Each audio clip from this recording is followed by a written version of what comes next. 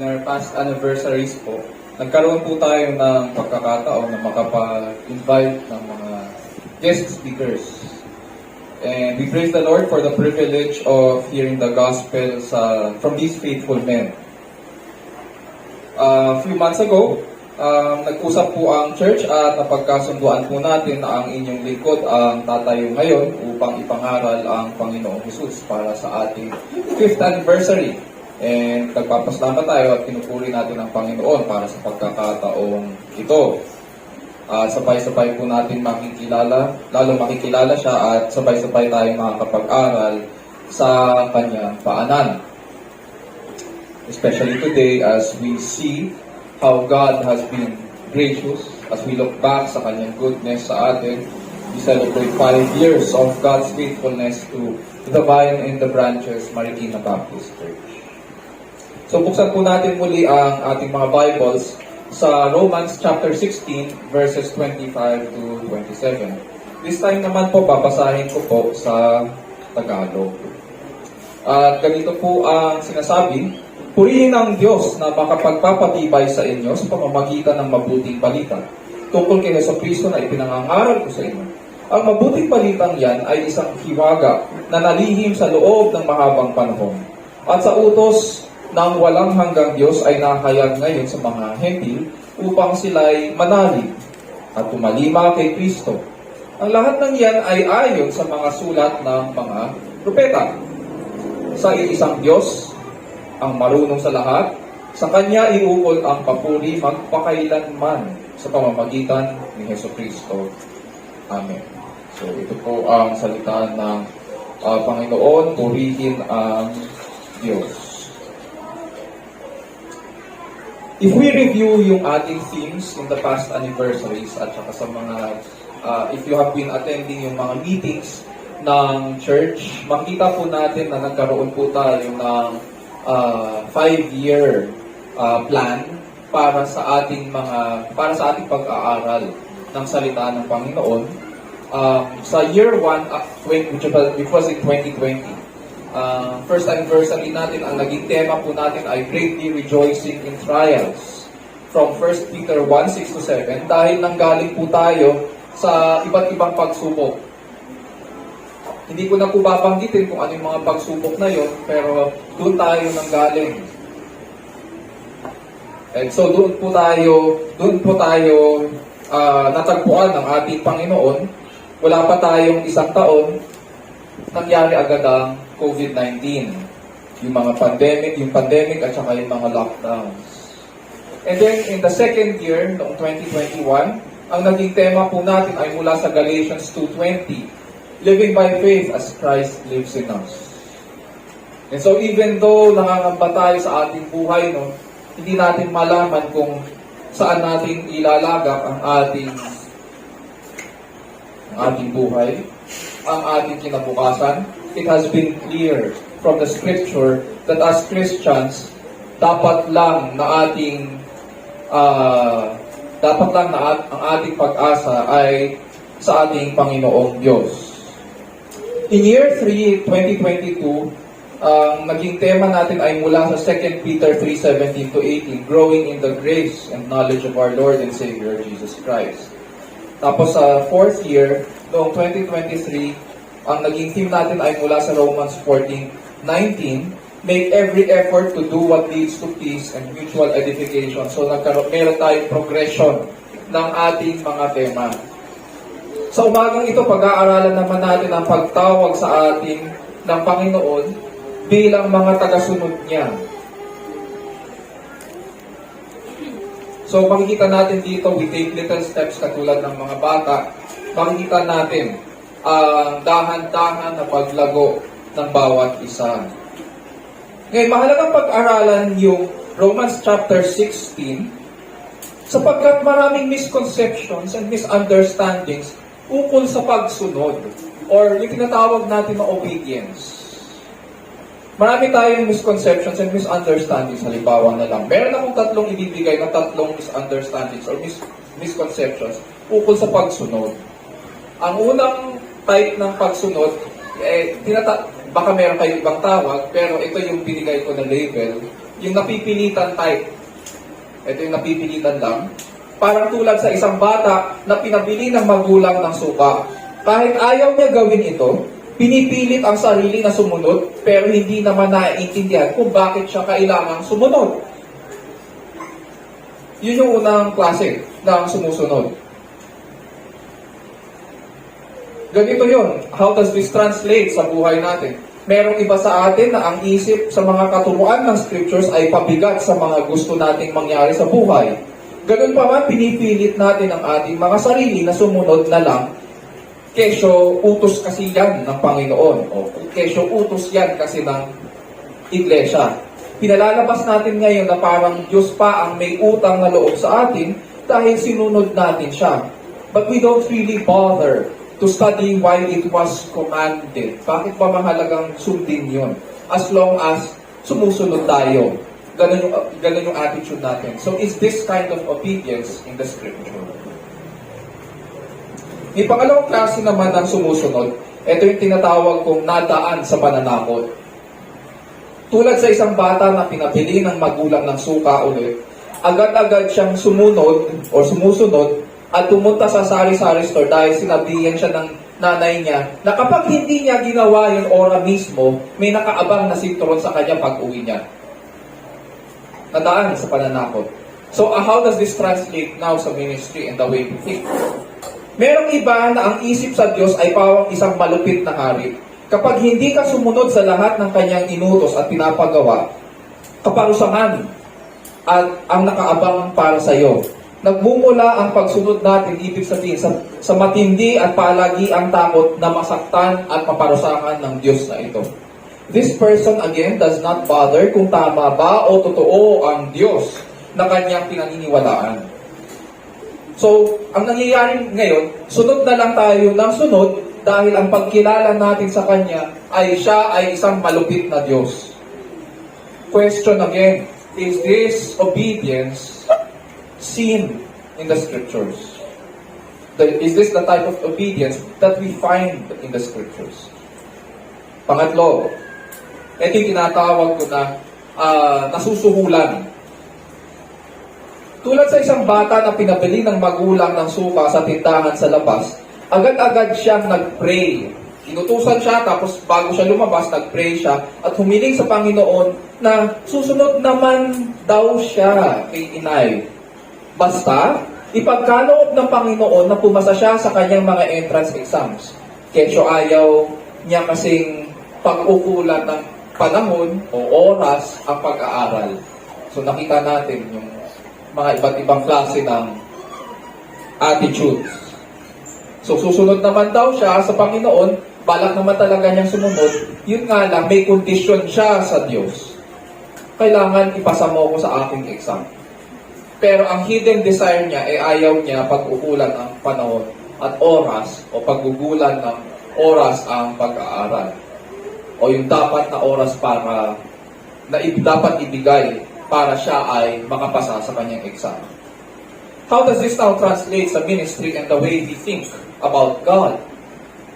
Merong iba sa atin na ang isip sa Diyos ay maaari nating suhulan ang Diyos as if may pangangailangan ang Diyos. Or as if kailangan niya ang ating mabubuting gawa. Pinoproject natin sa Kanya ang ating mga makasariling mga desires kapalit ng pabor mula sa atin. As if kailangan ng Diyos ang pabor natin. In return, pinalalabas natin na sumusunod naman tayo basta may kapalit lang. Again, this type of person, katulad ng unang dalawa, this kind of person does not bother na alamin kung tama ba ang kanyang konsepto sa Diyos at kung totoo ba ito ayon sa kasulatan.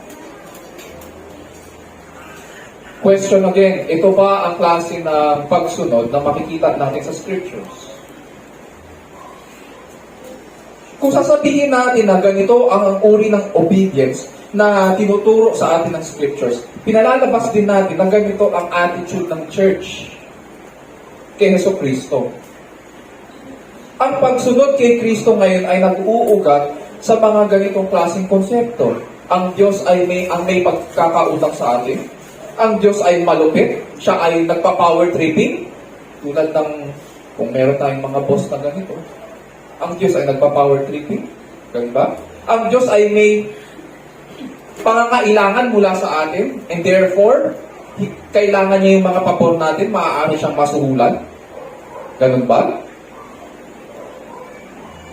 Dahil hindi po ganito ang uri ng pagsunod na tinuturo sa Scriptures. Nararapat lang na pag-aralan po natin sa umagang ito kung saan ba talaga nakaugat ang tunay na pagsunod kay Kristo. What motivates the Christian to follow Christ? Brothers, sisters, and friends, panalangin ko po na sa umagang ito ay makilala po natin na ang Diyos ay matuwid. At the same time, mahabagin. Na siya ang nagpapalakas sa atin at siya rin po ang gumawa sa kasaysayan ng paraan para makalapit at makatugon po tayo sa Kanya. Naway pagkaloob ng Panginoon na bigyan tayo ng mga panibagong naisip upang makilala po natin siya sa Kanyang salita habang nabubuhay tayo sa presensya ng Diyos sa ilalim ng kapangyarihan ng Diyos para po sa kaluwalhatian ng ating dakilang Diyos. Sa umagang ito, ganito po ang magiging tanong natin sa Scriptures as is our practice sa pag-aaral natin. Una-una, what does God use to strengthen or establish His people so that they live according to the calling of obedience of faith? What does God use to strengthen or establish His people so that they live according to the calling to obedience of faith? At yung pangalawang tanong, what is God's purpose for using it? What is God's purpose for using it? Punta tayo sa Romans chapter 16. Buksan natin ang ating mga Bible sa Romans chapter 16. Ang passage na ating pag-aaralan sa umagang ito ay tinatawag po na doxology. It is a transliteration po ng dalawang salitang Griego na ang ibig sabihin, doxa, meaning glory, at saka logos or logia, meaning words or speech. Ibig sabihin, ang doxology ay words of adoration, words of praise. It is a worship to God. Ito ay mga papuri at pagluluwalhati sa Panginoon. Ngayon kapag pinag-usapan po natin ng doxology, malamang ang pumapasok sa ating isipan ay ang mga lyrics na ito. Praise God from whom all blessings flow. Praise Him, all creatures here below. Diba? Yun yung natatandaan natin, yung karaniwan na inaawit natin pagkatapos ng bilang katapusan ng ating offertory. But there are many doxologies in the Bible, both Old and New Testaments. Dito sa New Testament, karaniwan silang makikita bilang katapusan sa kanilang mga liham. Tulad ng 2 Corinthians 13:14, the grace of the Lord Jesus Christ and the love of God and the fellowship of the Holy Spirit be with you all. This is a praise to the Lord. Sa Ephesians chapter 3 verses 20 to 21, maririnig rin natin itong doxology. Now to Him who is able to do far more abundantly beyond all that we ask or think, according to the power that works within us, to Him be the glory in the church and in Christ Jesus to all generations, forever and ever. Amen.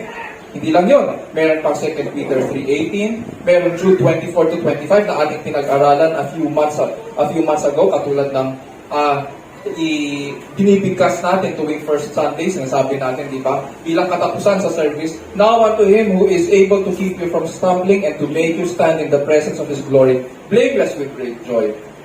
To the only God, our Savior, through Jesus Christ our Lord, be glory, majesty, dominion, and authority before all time and now and forever. Amen. At inaawit pa nga natin yun. Meron din sa Revelation 1:5 na ito naman nasa simula ng aklat. Hindi, wala doon sa huli. Sabi dyan, to Him who loves us and released us from our sins by His blood, and He has made us to be a kingdom, priest to His God and Father, to Him be the glory and the dominion forever and ever. Amen. Sa ating pag-aaralan sa umagang ito, ang doxology ni Apostol Pablo sa mga taga-Roma ay isa sa pinakamagandang doxology sa Bible sapagkat pinapaliwanag nito ang purposes ng Diyos para sa kanyang mga hinirang na pinahayag niya sa kasaysayan po ng kaligtasan and binibigkas niya ito all in one sentence. All in one sentence lang. Mahabang mahaba ito, It is composed of 3 verses, pero lahat isang sentence lang yun. At nais niyang purihin ng mga taga-Roma, itong mga Kristiyano sa Roma, nais niyang purihin nila ang Diyos dahil sa kanyang mga gawa. Bakit? Mababasa natin yung purpose niya doon sa verse 27. Sabi niya, to the only wise God through Jesus Christ, be the glory forever. Yun yung kanyang layunin. And He wants to move His readers to give glory to the Lord forever, to praise the Lord forever. How does He do this? How does He move them? He reminds them of God's wonderful truths in the gospel. Which leads us sa verse 25. Basahin lang po natin Romans 16 verse 25. Sabi po dyan, now to Him who is able to establish you according to my gospel and the preaching of Jesus Christ, according to the revelation of the mystery which has been kept secret for long ages past.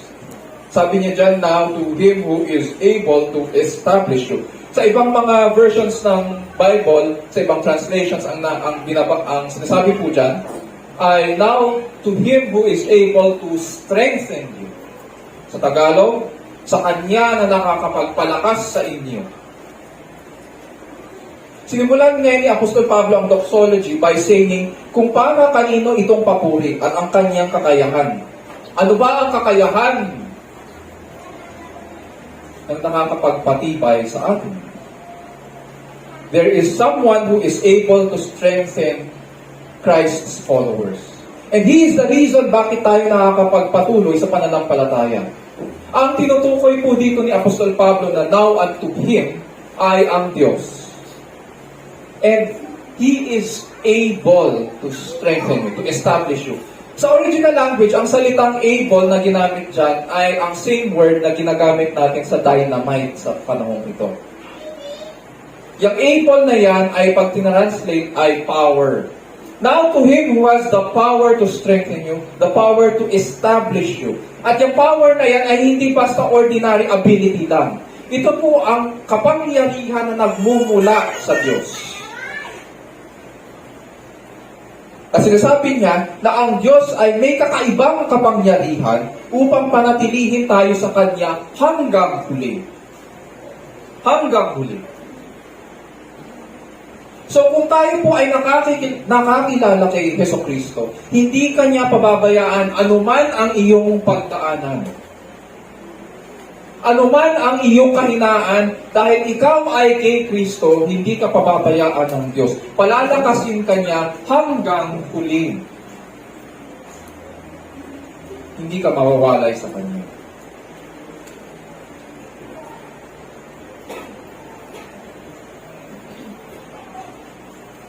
Hindi kakaunti ang mga na-counsel ko na kapag sila ay may pinagdadaanan, nag-aalala sila.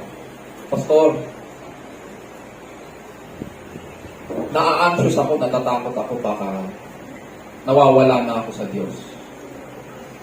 Unang-una, kaya ka nakakaramdam niyan, kaya ka nag-aalala kasi hindi ka nawala sa Kanya. May concern ka eh. You care for your relationship with God.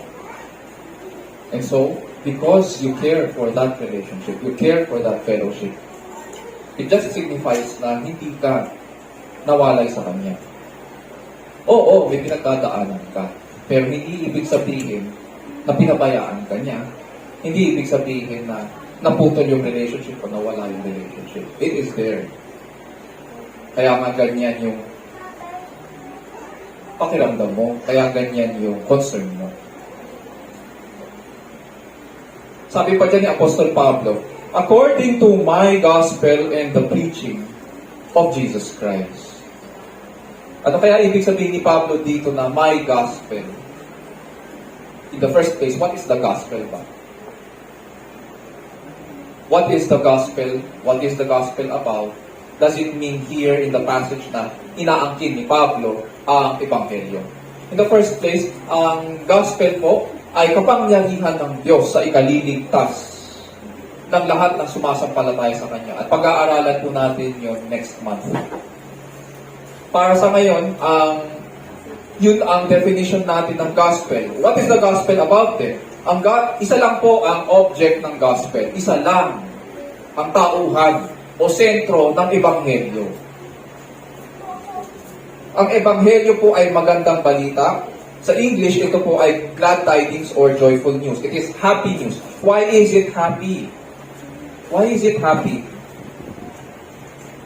Because iisa lang ang pinag-uusapan dito, ang Panginoong Jesus. At yung kanyang gawa. Yun lang. Sabi niya, according to my gospel. Dahil paniwala po niya, binukod po siya para dito sa pagpapahayag ng good news na ito. Sabi niya sa Romans 1, verse 1, sa pag-aaral ng passage na ito, nais ko po rin sabihin na parang dahil ito po ay katapusan ng kanyang aklat, parang sinurvey po natin ngayon yung buong aklat. And so magkakaroon po tayo ng overview today at saka next week ng aklat ng Romans.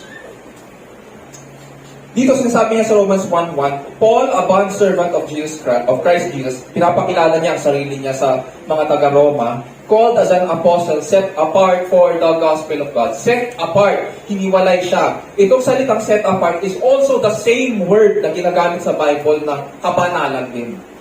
Why? Hindi naman ibig sabihin na porket banal, ibig sabihin wala kang kasalanan. May isa pang kahulugan ang kabanalan sa Bible, which is being reserved for God. At dito si Apostol Pablo, sinasabi niya, ako po ay hiniwalay ng Diyos para sa pag-minister ng Ebanghelyo o ng good news. And he understands that. Sa Romans 15, verses 15 to 16, sabi niya rin po, I have written very boldly to you on some points so as to remind you again, because of the grace that was given me from God to be a minister of Christ Jesus to the Gentiles, ministering as a priest the gospel of God. And so he understands na itong ebanghelyo o magandang balita, tulad ng kanyang pagkatawag, ay hindi inventong tao. At hindi nagmula sa tao. Ito ay nagmula sa Diyos at pagmamay-ari ng Diyos. Wala po tayong karapatan na baguhin ang mensahe.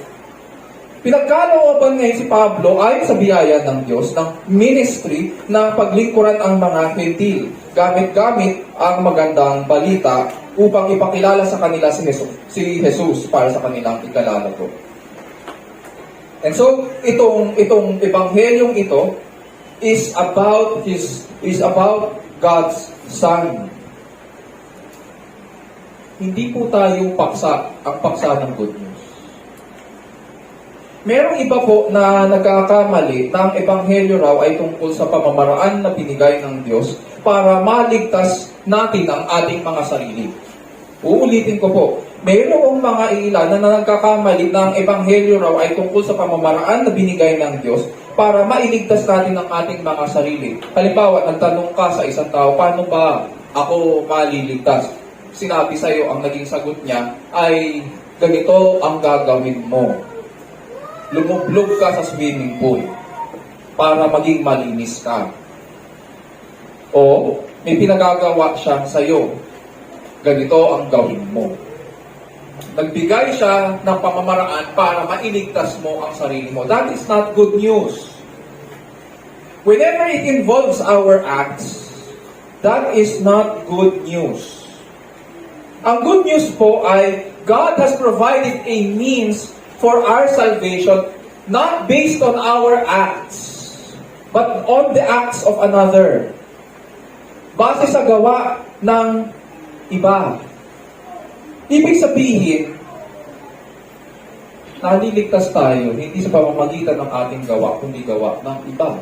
At ang gawa na yun, ang gumawa nun, ay ang Panginoong Jesus. Kaya nga, dahil si Jesus ang gumawa ng bagay na ito, hindi ito mawawala dahil lang nagkasala tayo. Hindi porket dumaan tayo sa mga pagsubok, nawawala rin ito. It is forever, a forever assurance para sa atin. And that is why it is good news. Hindi good news kung aasa pa rin tayo sa ating mga sarili. Kung tutuusin nga, ang tingin sa atin ng mga scriptures ay mga patay sa kasalanan. Ang tingin po sa atin ay patay. At dahil sa ating kasalanan, we are spiritually dead. Lahat naman siguro sa atin dito ay naka-attend na ng isang buroy at paglibing. Sino dito nakakita na ng patay na binuhay ang kanyang sarili sa pamamagitan ng sarili niyang hininga? May magtataas pa ng kamay?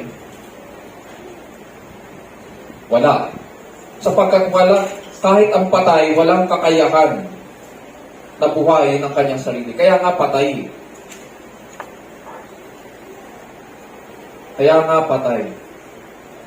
And so it is wrong to think na ang good news ay nakasalalay sa isang patay sa kasalanan. Hindi natin maaaring iligtas ang ating mga sarili. Ibig sabihin din, patay po tayo sa ating kaluluwa at kailangan po natin ng isang kapangyarihan sa labas. Hindi nagmumula sa atin. Kailangan po may magbayad para sa ating kasalanan at mamatay. Kaya hindi natin kayang bayaran yung ating pagkakautang dahil sa ating kasalanan. Sapagkat walang ibang tatanggapin ng Ama sa kanyang harapan na may bahid ng kasalanan. Sapagkat sa pamamagitan lamang ng kamatayan at pagdanat ng dugo, dadaloy ang kapatawaran. Hanggat walang napaparusahan, walang kapatawaran. Ngunit may naparusahan dahil sa atin. Kailangan po natin din ng buhay na hindi nagkasala upang tayo mapawalang sala, sapagkat hindi magkakaroon ng pagpapawalang sala kung hindi napatunayan na ang buhay ng tao ay walang kasalanan. Sino ba ang tao na walang kasalanan dito na nabuhay sa atin? Wala. Wala sa atin ang makakapagtaas ng kamay na magsasabi sa harapan ng Diyos, wala akong kasalanan. Lahat tayo meron. Pero nais ko pong sabihin, sa good news, may isang tao na nabuhay na walang kasalanan. At yun ay si Jesucristo. At dahil sa kanyang buhay, dumaloy ang pagpapawalang sala. Nagkaroon ng pagpapawalang sala. Ang requirement na kinalulugdan ng Ama ay buhay na walang kasalanan. Perfection. Lagi natin dinadahilan, hindi naman ako perfect eh. Pero gusto natin ma-excuse yung ating ginawang kalokohan, yung ating katiwalian. But in front of God, we cannot make that excuse. Kaya kailangan nating tumaan sa Panginoong Jesus. And that is why it is the good news. Sapagkat Diyos ang gumawa ng paraan para sa ating kaligtasan. Si Kristo lamang. Si Kristo lamang sa kanyang buong buhay sa lupa ang sumunod sa Ama, at bagaman natukso tulad natin, hindi po siya nagkasala. Siya ang kailangan natin upang sa pamamagitan niya tayo'y mapabilang sa mga tuwid sa kaharian. Siya ang kailangan natin upang sa pamamagitan ng kanyang kamatayan ay mapatawad tayo sa ating mga kasalanan. Siya lang, wala nang iba. Ganyan kaganda ang magandang balita. Para kay Apostol Pablo, ang ebanghelyo o magandang balita ay pangangaral ukol sa Panginoong Hesus. Hindi natin maaaring tawaging ebanghelyo kung ang pangangaral ay wala si Jesus. Bagamat alam ko at may mga naririnig ako na tumatayo sa harapan at nangangaral, pero buong 30, 45 minutes, 1 hour, hindi mo man lang maririnig si Jesus. Para sa mga ganong klaseng preacher, ang masasabi ko po ay umuwi ka na lang at huwag kang babalik hanggat hindi mo pinag-aaralan at hindi mo nakikilala si Jesus. At hindi mo kaya siyang ipakilala. Hindi ka karapat-dapat na tumayo dito. Ganon kataas ang standard.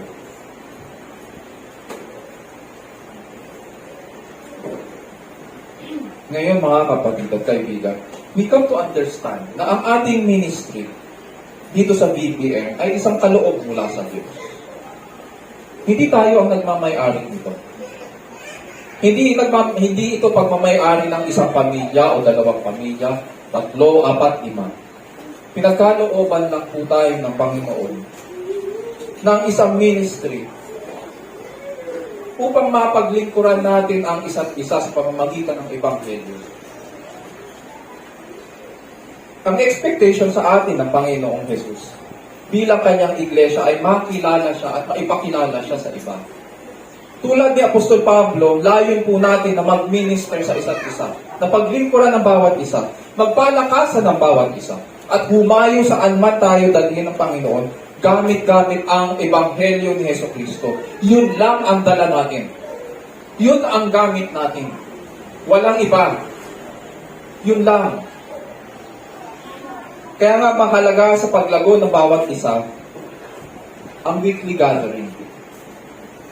Every time na pag-uusapan natin ang paglago ng iglesia, ang paglago ng bawat isa, mahalaga ang weekly gathering sapagkat doon tayo bilang isang katawan na nakikinig at nag-aaral sa paanan ng Panginoong Jesus at saka at the same time doon tayo nagpapalakasan.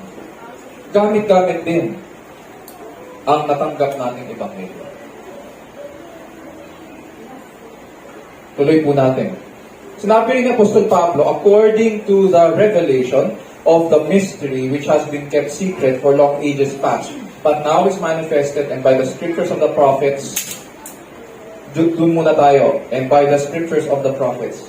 May sinabi dito si Apostol Pablo na malamang hindi tayo familiar, katulad yung salitang mystery. Sa Tagalog versions ng Bible, ang ginamit ay hiwaga.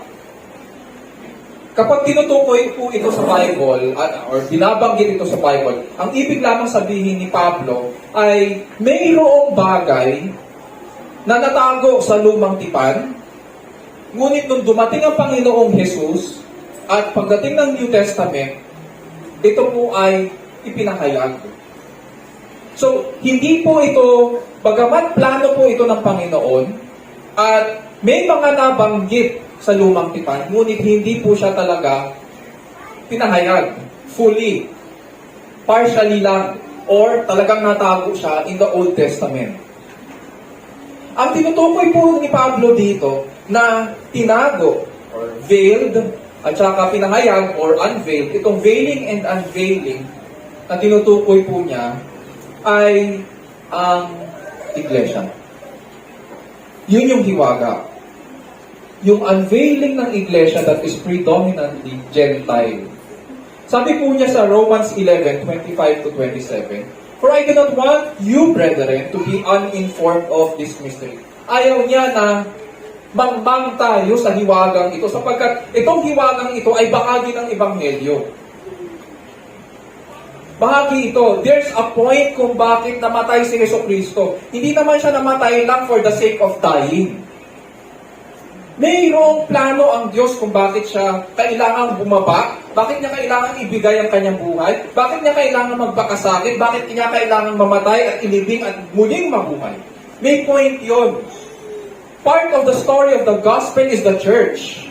Hindi mo pwedeng sabihin na Kristiyano ka o sumusunod ka kay Kristo, pero hindi mo naiintindihan ng iglesia or hindi ka bahagi rin ng iglesia. Kaya ang point ng gospel, patungo ang gospel doon sa pagpapakilala ng katawan ni Kristo. Pagkatapos ipakilala si Kristo, kailangan bahagi ka rin ng katawan ni Kristo. Sabi dito ni Pablo, "I do not want you to be uninformed of this mystery, so that you will not be wise in your own estimation."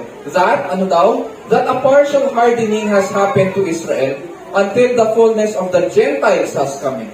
And so all Israel will be saved. Just as it is written, "The deliverer will come from Zion. He will remove ungodliness from Jacob. This is my covenant with them when I take away their sins." So, ayon po sa panukala ng Diyos, makakakilala ang mga hintil. Sino ba itong mga hintil na tinutukoy dito?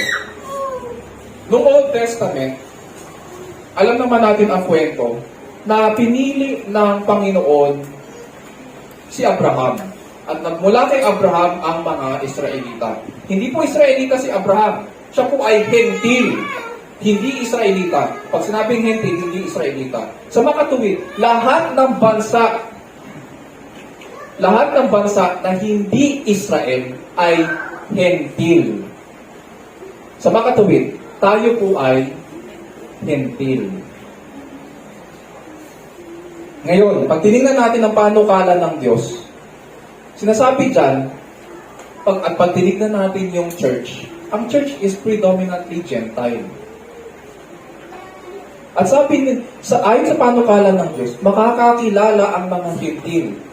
Sabi rin ng Panginoon kay Abraham, pakinggan natin, balikan lang natin yung pag-aaral natin ng Genesis. At maganda to. Sabi ng Panginoon kay Abraham, I will bless those who bless you, and the one who curses you, I will curse. And in you all the families of the earth will be blessed. How are we blessed in Abraham? Hindi tayo Israelita. Ang Israel, sinasabi nila, mga anak kami ni Abraham sa pamamagitan ng dugo. Pero dito, sinasabi ng Diyos kay Abraham, all the families of the earth, hindi lamang Israel, all the families of the earth will be blessed. Paano tayo pinagpapala ng Diyos pamamagitan ni Abraham? Kanino tayo dumaan? Kanino ba? Kay Jesus. Yun yung good news. Kaya tinuturing tayo na bahagi ng kaharian ng Diyos ay dahil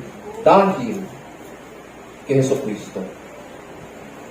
Dahil sa Kanya tayo lumapit. Dahil sa Kanya tayo dumaan. At sabi rin ni Jesus, I am the way, the truth, and the life. No man can come to the Father except through me. He is the way. Kaya tayo nakapasok sa kaharian.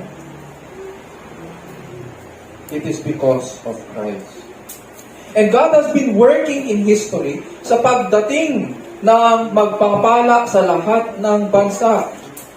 Sa John 10:16, sabi ng Panginoong Hesus nung pagbaba niya, I have other sheep which are not of this fold, and I must bring them also, and they will hear my voice, and they will become one flock with one shepherd. So itong ministry ni Christ, hanggang sa ating panahon ngayon, ay ang pagtipon ng mga tupa. Yun yung ministry niya. Tinitipon niya ngayon yung sa Kanya. Yung tinatawag niya, ngayon, nangyayari itong pagtitipon na ito. At darating ang panahon na pag-iisahin ang dalawa. At sila ay magiging isang katawan sa pagkapangulo ng ating Panginoong Jesus. Punta tayo sa verse 27. Sinasabi po dyan, but now is manifested, and by the scriptures of the prophets, according to the commandment of the eternal God, has been made known to all the nations, leading to obedience of faith.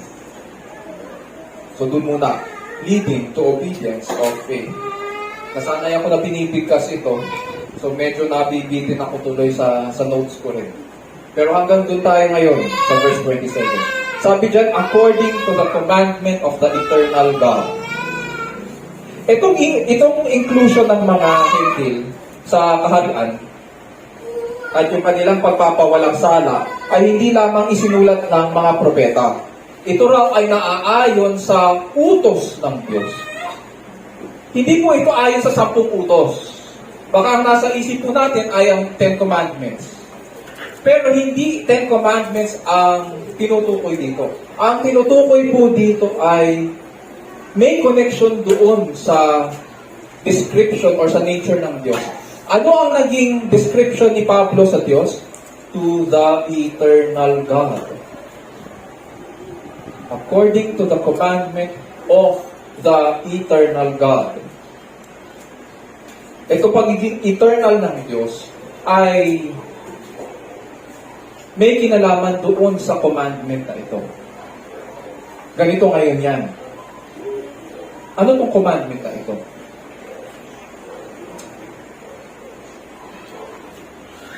Ang sabi po sa Westminster Confession of Faith na siyang isinulat ng 16th century ng mga pastors and theologians around sa England. Sabi po nila sa kanilang material para sa mga young Christians, ang first question nila, or rather, yung question number 7 nila, ganito ang tanong. Sinasabi po nila doon, the decrees of God are His eternal purpose, So what are these decrees?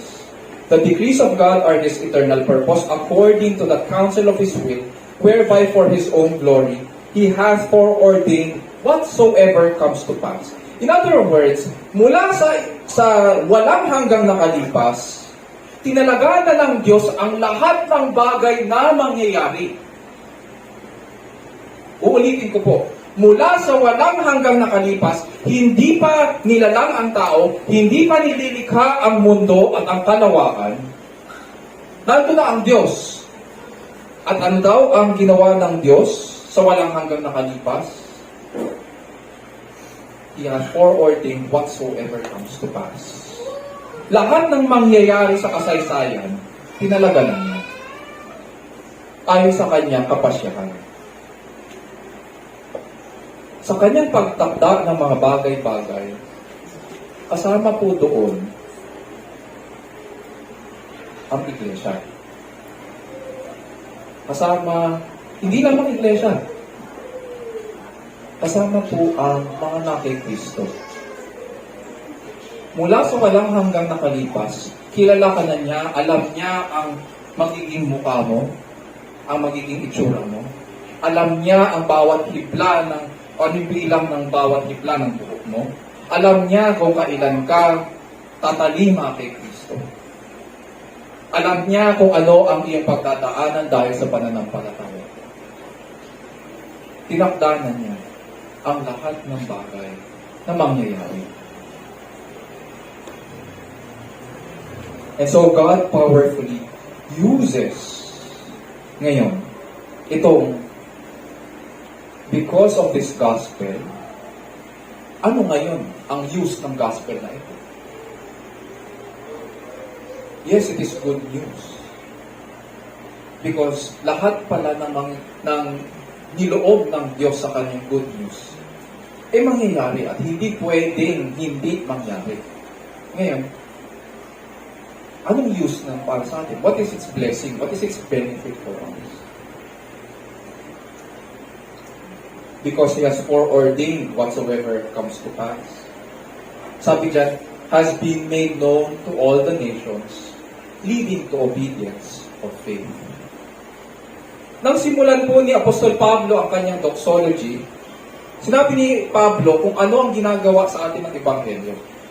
Sabi niya, in the gospel, we find that it is God who strengthens or establishes us. In the gospel, we read, we listen, we know, we hear that there is a God who strengthens us. There is a God who establishes us. God powerfully uses the gospel para palakasin tayo, para patibayin tayo sa pananampalataya. Yun yung ginagamit niya. And now, dito sa last part ng verse 26, sinasabi ni Pablo kung ano ngayon ang layunin ng Diyos sa paggamit sa Ebanghelyo. Ano ba yung purpose niya? Ano ba yung benefit nito sa atin? God strengthens us to lead us to live obedient lives. To lead us to the obedience of faith. Whenever and wherever the gospel is preached, something new happens. Bagamat ang naririnig nyo lang ay tinig ng tao. Pero niloob ng Diyos na sa tuwing ang kanyang ebanghelyo ay naitapakayan, ang kanyang kapangyarihan ang gumagawa. So whenever the gospel is preached, something new happens. A change takes place in the very nature of those who hear the gospel. Ang dating masuwayin ay nagiging masunurin sa Panginoon. The disobedient becomes obedient. Ang dating rebelde, ang dating namumuhay sa kasalanan, ay nagiging tapat na tagasunod. Tapat na alagad. Ganito ngayon ang proseso. Diyos ang nagpapalakas sa atin at ginagamit niya ang ebanghelyo. Ito yung instrumento niya para patibayin tayo sa pananampalataya. Sa mga katuwid, ang pamamaraan ng Diyos para lumago tayo sa pananampalataya, sa pananalig sa Kanya ay ang ebanghelyo. And out of this faith, ang bunga ngayon ng pananampalatayang ito, paano ito makikita sa ating buhay? Sa pamamagitan ng pagtalima kay Kristo. Nagmumula dito sa pananampalatayang ito, ang tinatawag natin na pagsunod kay Kristo. The obedience of faith. Bilang kanyang closing sa letter niya, Paul is saying, in closing yung letter niya, ganito yung ngayon yung sinasabi ni Pablo, doon din sa simula ng kanyang letter to the Romans. Sabi niya sa Romans 1:5, through whom, or through Jesus Christ, we have received grace and apostleship to bring about the obedience of faith among all the Gentiles for His name's sake. Ang dahilan ng kanyang pagpapahayag ng Ebanghelyo, ang dahilan ng kanyang paghayo sa mga Hentil, ay upang makita itong pagbabagong ito sa mga bansa. Itong pagbabagong tinatawag natin na obedience of faith. So ngayon, sagutin na natin po yung tanong natin kanina. Nung nagsimula tayo sa ating pag-aaral. Unang tanong, what does God use to strengthen or establish His people so that they live according to the calling to the obedience of faith? Answer, God uses the gospel to strengthen us in the faith. Sa pamamagitan ng pagpapahayag ng mga propeta, hinanda ng Diyos ang kasaysayan sa hiwaga ng Iglesia at pagdating ng Panginoong Hesukristo ng kanyang Pangulo. At naaayon din ito sa kapasyahan at pagtatalaga ng Diyos mula sa walang hanggang nakalipas. Ngayon, ano ngayon ang purpose ng Diyos? Ano yung layunin niya? Bakit niya kailangan gamitin ang Ebanghelyo? Bakit hindi niya gamitin ang ibang bagay? Ano ba itong Ebanghelyo ito? Because God strengthens us in the faith. Because His aim for the gospel is to lead us to live obedient lives. Ang direksyon kung bakit niya tayo binigyan ng panibagong buhay sa pamamagitan ng Ebanghelyo ay para tumalima tayo kay Kristo. Mga kapatid at kaibigan, itong obedience of faith o pagtalima kay Kristo ay hindi po nakaugat sa ating mga sariling kakayahan. Hindi katanggap-tanggap sa harapan ng Diyos ang ating effort.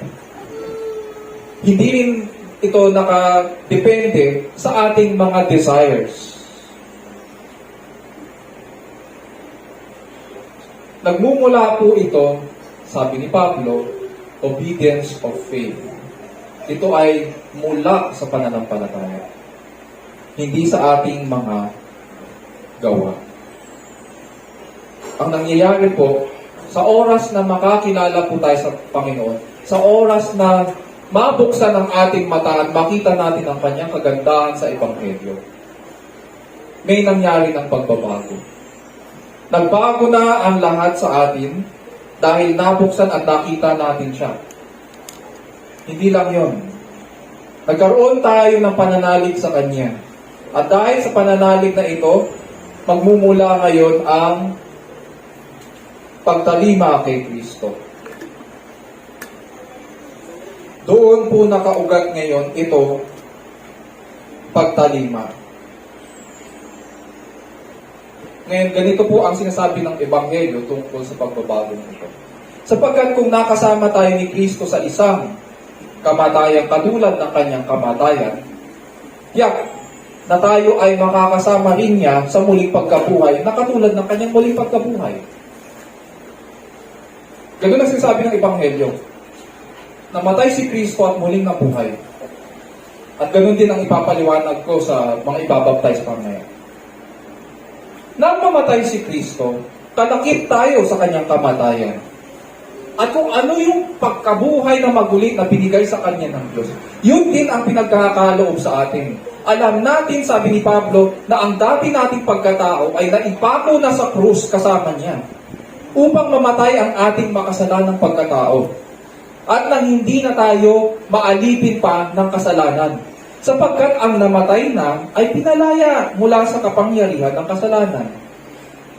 Ito ang comfort and assurance natin. Dahil tayo ay na kay Kristo, ang aliw sa atin ay wala na tayo sa kapangyarihan ng kasalanan. Hindi na po tayo alipin ng kasalanan.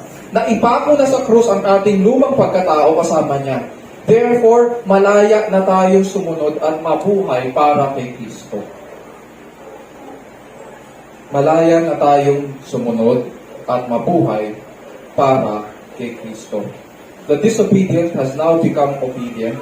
The rebel becomes a disciple or a faithful follower of God. Itong obedience na ito, ano ngayon ang magiging itsura sa ating mga buhay? Kapag tinignan natin ano ba ang masasabi natin tungkol sa obedience, kapag nirelate natin sa ating buhay. Number 1, bilang application, mga kapatid, huwag nating hayaang maghari ang kasalanan sa ating mga buhay. Huwag tayong papayag na kapag may mga desisyon tayong gagawin, magdidesisyon tayo na ukol sa kasalanan o ukol sa kamatayan. Sabi nga ni Pablo, huwag natin hayaang maghari ang kasalanan sa ating mga buhay upang tayo magsisunod sa mga pita nito. Huwag nating ibigay ang ating mga sarili na maging kasangkapan ng kalikuan. Bagkus ihandog natin ang ating mga sarili sa Diyos. Dahil tayo'y kay Kristo na muling nangabuhay sa kapangyarihan ng Ama, manindigan tayo ngayon sa mga bagay na kay Kristo. Mga bagay na naaayon sa panibagong buhay. Kung binigyan ka ng panibagong buhay at dati kang alipin, dati kang nakulong sa kapangyarihan ng kasalanan, hindi dapat na makikita yun. Saan ka nakakita ng pinalabas na mula sa piitan, tapos kung mamuhay, parang hindi pa siya nakalabas sa piitan. It does not make sense. It does not make sense. Mamuhay ka bilang pinalaya. Mamuhay ka bilang isang pinatawad. Dahil naiintindihan natin ang kapatawaran ng Panginoong Hesus, dahil naiintindihan natin ang pagpapawalang sala, mamuhay tayo bilang pinawalang sala. Mamuhay tayo bilang pinatawad. Ganun ang buhay kay Kristo. Mga bagay na naaayon sa panibagong buhay mula sa Diyos. Be comforted and assured, mga kapatid, dahil ikay kay Kristo, kabilang ka sa kanyang kaharian. Yun ang biyaya niya para sa bawat isa.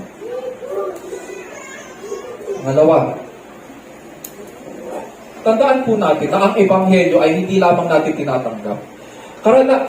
Karaniwan po sa atin, ang iniisip natin, dahil tayo po ang kadalasan nakikinig or naririnig, kadalasan tayo ang tagapakinig ng Ebanghelyo. Ang isip lang natin, ang Ebanghelyo ay dapat natin tinatanggap. Tama naman yun, na tinatanggap ang Ebanghelyo sa pananampalataya. Ngunit ito rin ay dapat na pinapahayag. Hindi lamang tinatanggap, ito rin ay dapat pinapahayag. Ito rin ay binibigkas. Ito ay sinasabi, ito ay binabahagi sa iba. Dahil ito'y good news, hindi ito tinatago.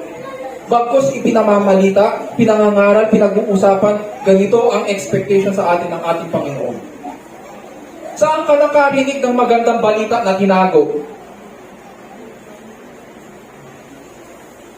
Siguro sa media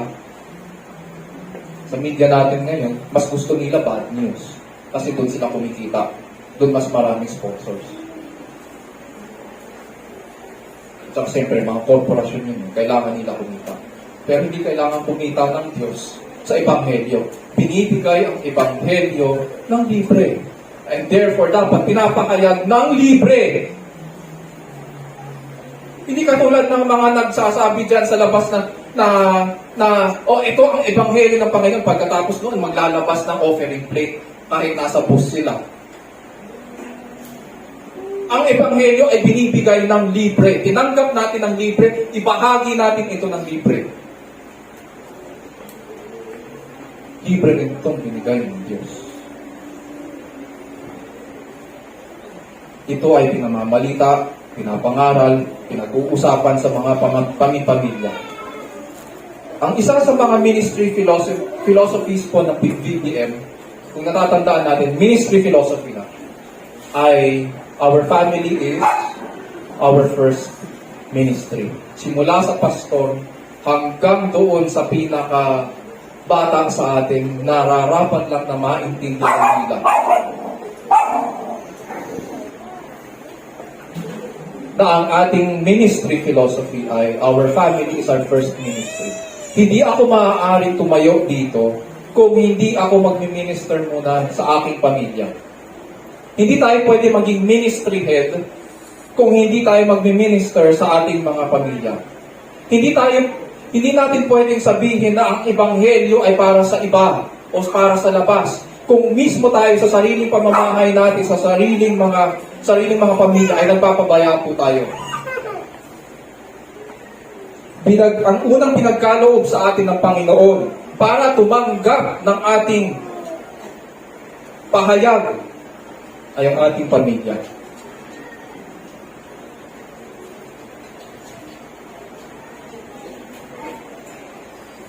Dahil sa kanila tayo unang pinadala ng Panginoon para ipangaral ang magandang balita.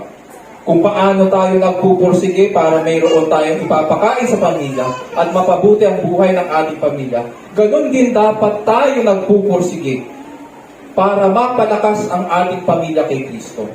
Para maipakilala si Kristo sa kanila.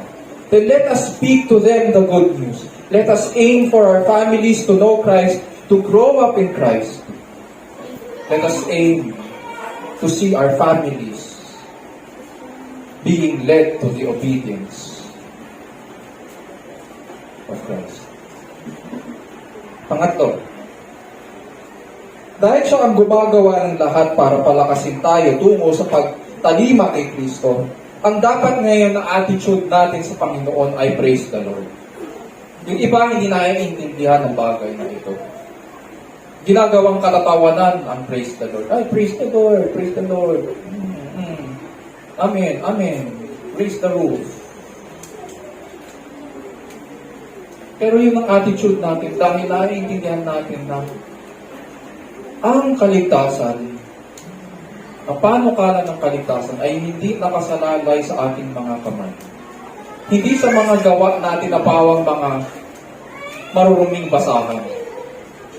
Kundi nakasalalay ito sa talisay at banal na gawa ng ating Panginoong Hesus. And so, because everything that we need for salvation has been provided for in our Lord Jesus Christ, then we praise the Lord. Sabi nga ni Apostol Pablo sa Romans 16:25, sa simula ng kanyang doxology, now unto Him who is able to strengthen you. Ano man ang iyong pinagdadaanan sa lakbay pananampalataya, gaano man ito kahirap, nais ko pong sabihin na hindi ka nag-iisa at hindi ka pinabayaan. Bagamat iba't iba ngayon ang antas ng ating hirap at na nararanasan, magkakasama tayong pinalalakas at pinatitibay ng Diyos para matutunan natin ang Kanyang katapatan at tamang pagtalima sa Kanya. Sa aking mga kapatid kay Kristo, panghawakan natin mabuti ngayon ang Kanyang mga pangako habang sabay-sabay tayong naglalakad sa gitna ng iba't ibang hamon patungo sa parating na kaharian. Now unto Him who is able to establish you. Sapagkat ganito natin maipapakita ang ating pagtugon sa pagtawag sa atin sa pagtalima sa pananampalataya. Isa puso natin ang mga bagay na ito at iugol po natin ang ating sarili sa tapat at dakila